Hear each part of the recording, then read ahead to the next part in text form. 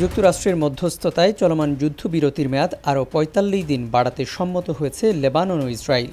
গত ১৬ এপ্রিল থেকে চলমান এই যুদ্ধবিরতির মেয়াদ আগামীকাল রোববার শেষ হওয়ার কথা ছিল।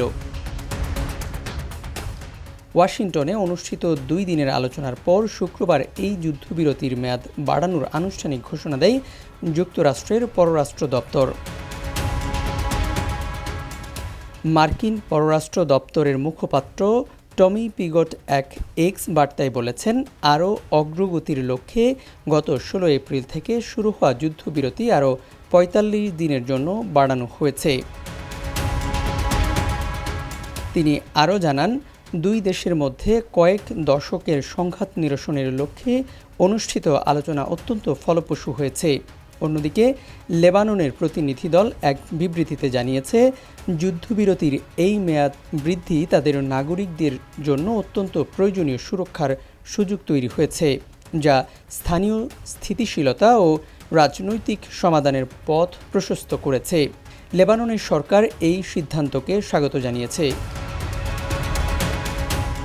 প্রসঙ্গত, ইরানের সঙ্গে যুক্তরাষ্ট্র ও ইসরায়েলের যুদ্ধ শুরু হওয়ার ৩ দিন পর গত ২ মার্চ ইসরায়েলের দিকে ক্ষেপণাস্ত্র নিক্ষেপ করে লেবাননের শক্তিশালী সশস্ত্র গোষ্ঠী হিজবুল্লাহ।